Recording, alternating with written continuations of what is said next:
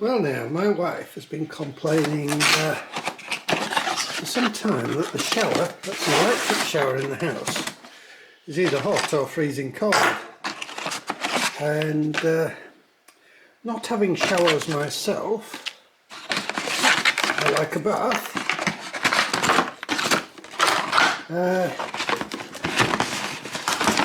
I didn't take a great deal of notice, which is wrong of me. Anyway, there's something wrong with our hot water system. So Rosie insisted that I had a shower after a few days, and I really don't like a shower. Anyway, she was right. The thing was either hot or cold. So I put a new shower in. 150 quid, same problem. So I tested the water pressure with a pressure gauge, and we were certainly within the limits. Had a bit more pressure than I thought we had. Then I worked out the litres per minute, which is really easy. You open the tap into a jug like this. If you get 0.8 of a litre in 6 seconds on a stopwatch, you multiply the 0.8 by 10 and you know you've got 8 litres per minute.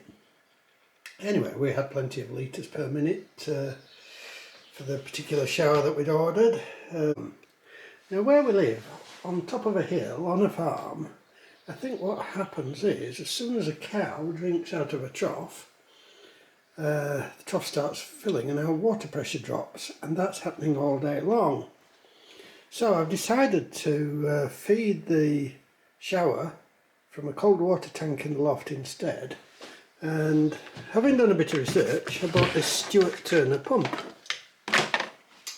which seemed to have the reputation for being the most reliable. It's a 2-bar pump, so that's knocking on for 30 psi, and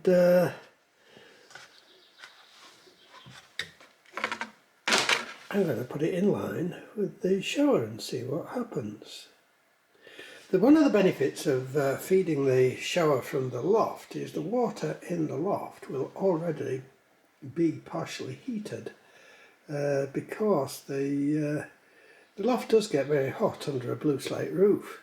So that's got to be an energy saving in itself. It will save far more energy than the cost of running this pump. Anyway, here goes. So as you saw, this is what came in the box. 2 flexible push-fit connectors onto 3/4 fittings on the pump. There's a screen filter for the inlet so that we don't damage the pump with any rubbish there is. Instruction book, and nice little pump. I think it's a nice little pump anyway. It's nice to actually get a paper manual nowadays. You normally get directed to something www. Last Stuart Turner thing I worked on was a 2-stroke diesel engine in a boat about 40 years ago. I got half a share in the boat in return for rebuilding the engine. The bugger forgot about that when he sold the boat though. I never got my half share. There we are. I've done a lash up here. This is a very temporary job because the bathroom is moving and all the plumbing in the house is moving. Now the pump should have a dedicated supply from the tank, but I've actually taken it off the feed to the hot water cylinder. But there are only 2 of us in the house and hot water won't be used while the shower is running, so that should be just fine. I've run the cable down to a 3-pin plug, and I haven't put any valves in here because I can turn the supply off at that valve there. It'll cut all the hot water off in the house, but that's fine. And actually on the way out of the pump, to purge the pump, all I did was turn the shower on without any heat. Now here we are at the other side of one piece of plywood. Turn the shower on. You can